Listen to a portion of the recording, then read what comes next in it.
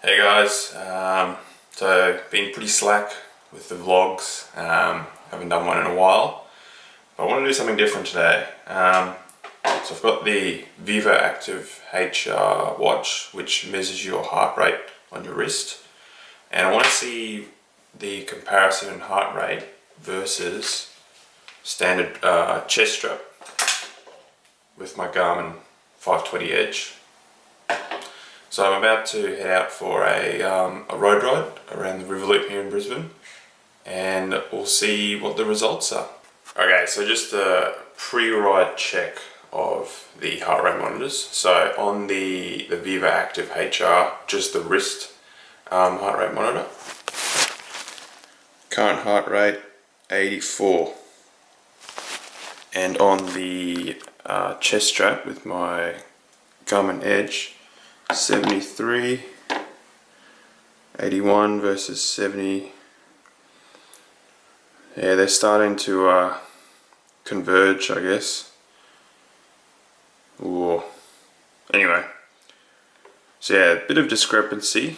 Maybe less than 5% thus far. So it'd be interesting to see what happens over a 90 to 120 minute ride.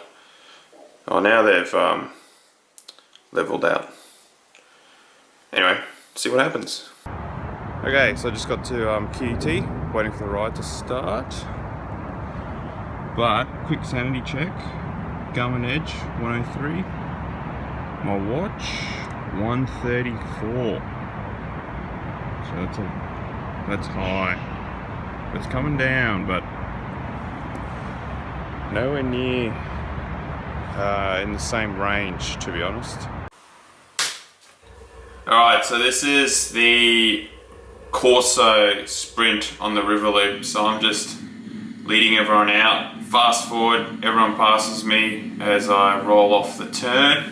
What happens is a gap in front of me starts to build up. So I look to go around the guy in front of me in the black and bridge that gap to the next group of riders. So give it a bit of gas, try catch up, bring everyone back together, try keep it consistent. But as you can see, it's starting to get a little bit messy as I fast forward again.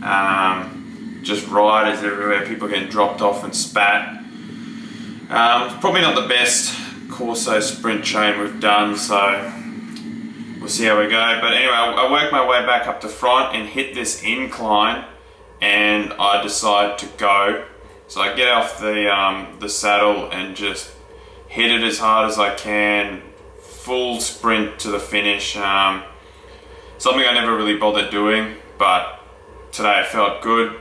Wanted to push the heart rate high, so yeah, that's the Corso sprint on the river loop.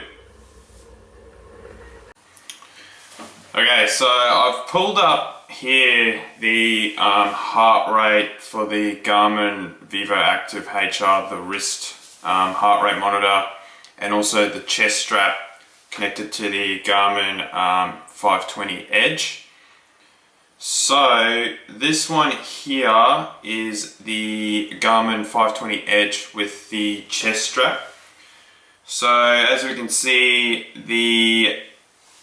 it's picking up a lot of the peaks and troughs in the heart rate.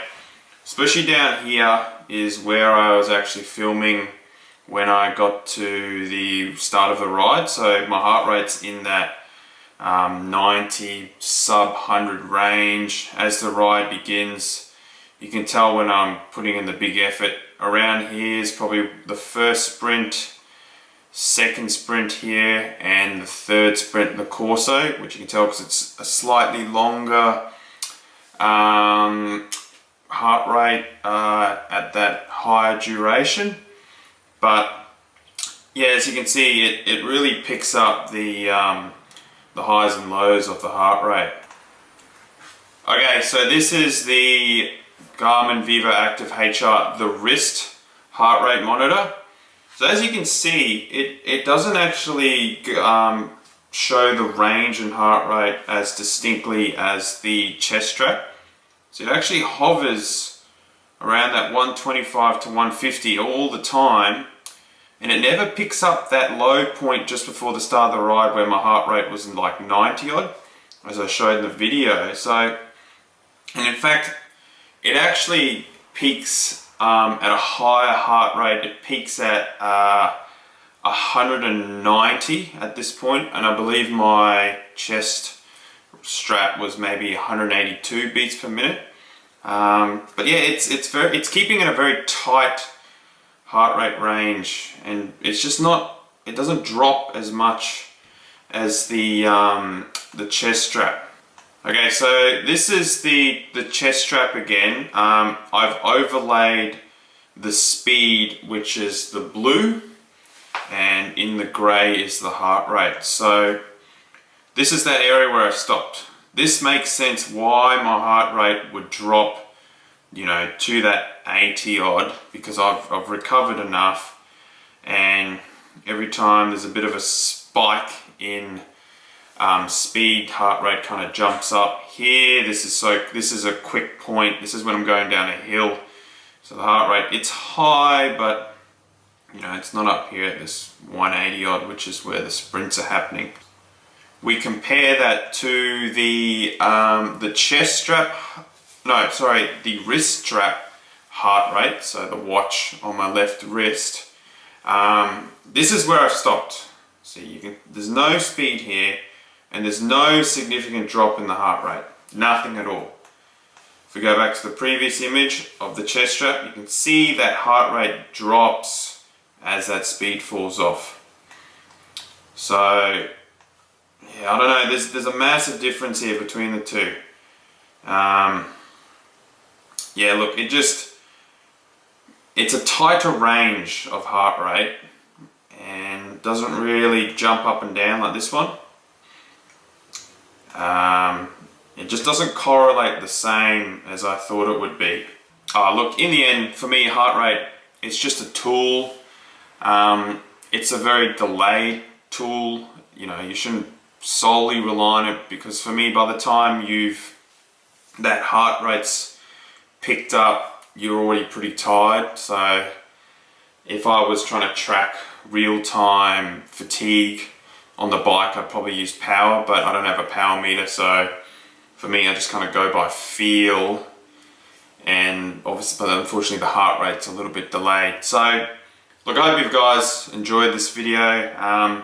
It was something I really wanted to just see what the difference was, and I was pretty amazed at how different the two graphs for the heart rate were. So, hope you enjoy, and we'll see you guys next time.